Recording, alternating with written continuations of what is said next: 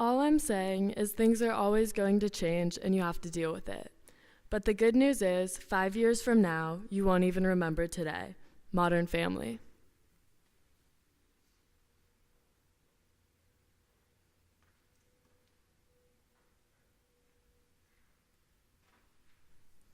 Always remember where you're going. Otherwise, you might step on a piece of forest that was left out by mistake. Winnie the Pooh.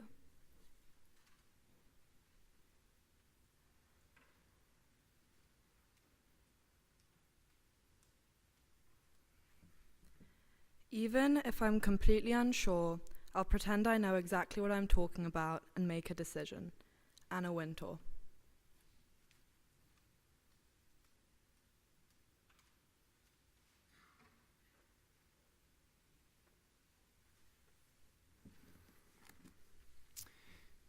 If you're walking on a tightrope, then you might as well be dancing.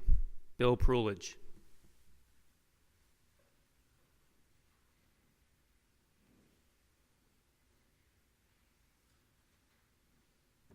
Good morning. My name is Elizabeth Prulidge, and I'm a sixth form boarder from New York City.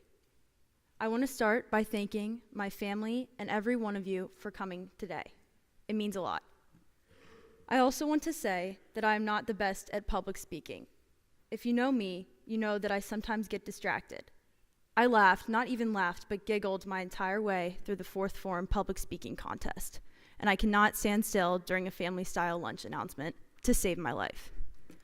That's why I'm trying my best to just keep looking straight, because if I look at some of you in this room, I'm gonna start laughing. Saying this, my standing up here might surprise you, but one thing I've known since I was a freshman was that I wanted to give a chapel talk, as I always admired those who did well before today. Before about a couple of weeks ago, I had no idea what to write about for this talk. I went back and forth between many different ideas for a long time and just could not decide. Indecision. I know that at some point, each one of us here has gone through a period in our lives where we cannot make a decision, big or small.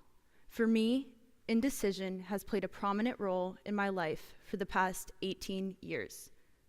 Since I was a little kid, I could never choose between two things. When I was 3, I wanted to be a taxi driver, and when I was 4, I wanted to be a vet. I don't know why I was drawn to these two extremely different career paths specifically, but like every other child around that age, I thought I knew exactly what I wanted to pursue. As I got older, not only did my dream career start changing almost weekly, but so did my activities and extracurriculars. Every month, I wanted to be something different or to do something different. One of my biggest regrets was never choosing a specific hobby or sport at a younger age. When it came to activities and sports, I did not shy away from trying anything and everything, so I never got that real sense of having something I was actually good and practiced at. At a young age, it's understandable for a child to want to explore different sports, theater, arts, etc. But for me, there always had to be something different I was involved in, or I would get bored and in some cases injured. Which to my parents, I apologize for needing a field hockey stick one week and soccer cleats the next. To name a few of my favorite eras, I was on the chess team in 1st grade. I don't know if that really counts as a sport. Basketball in 4th, and then tap dance in 5th. I cannot forget my short, bloody-nosed, but fun-lived career on the Westminster varsity softball team. Or that time I was on 3rd girls soccer and a plant in the musical. I can never decide on just one activity. In all seriousness, when it came to making more impactful and harder decisions, like my choice of which school to attend, or what I would say in difficult conversations, you can imagine that I, like most, had and still have a very hard time figuring it all out. Looking back, I believe that being indecisive throughout my childhood did not revolve around my choice of after-school programs, but in reality stemmed off a sense of insecurity and lack of confidence, which I unfortunately brought with me to Westminster in the fall of 2020.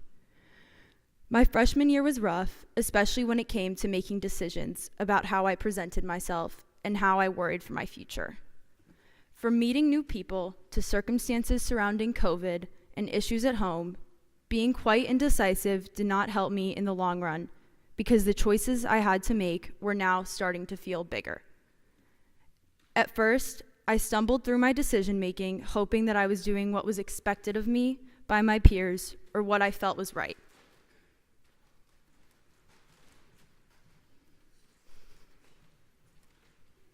Is it going to collapse? For example, my freshman year, almost every morning, I decided to press snooze on my alarm when I should have decided to wake up and get to class. Or I would go to bed late, watching TV and hanging out with friends in the fear of missing out.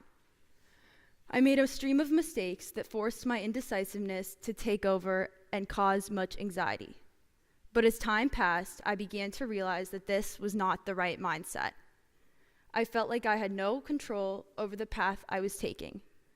But by sophomore year, I knew that I needed to change the way I handled my decision making.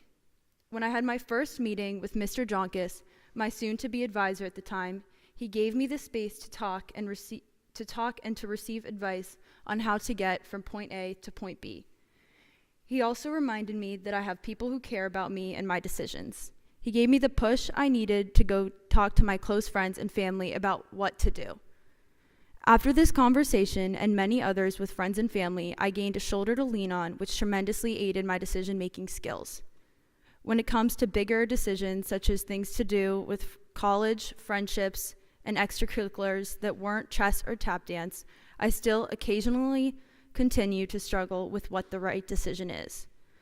But at the same time, I gained a team of friends and faculty who I know support me and also endured my own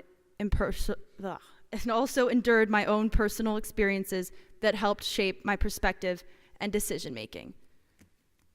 My experience here at Westminster not only gave me the confidence to make hard decisions, but also taught me that I have to make decisions on my own. No one else decides who you become friends with, what classes to take, or how to study. But the relationships you form in our small community offer a reliable sense of support and relief that is hard to find elsewhere. Now, when it comes to smaller everyday decisions, like what I wear or what I eat, I'm not going to lie, I have learned to just go where the wind takes me. I'd like to thank my support system. To my family and all the people who have helped me along the way, you know who you are. And to everyone sitting in front of me today, thank you. As I stand here a month before graduation, I can most definitely say that I have successfully made hard decisions and I've had a hard time making easy decisions, both in and out of school. But ultimately, I've come to realize and have comfort in the fact that with any decision you make, everything happens for a reason and you can only control the controllable. Thank you.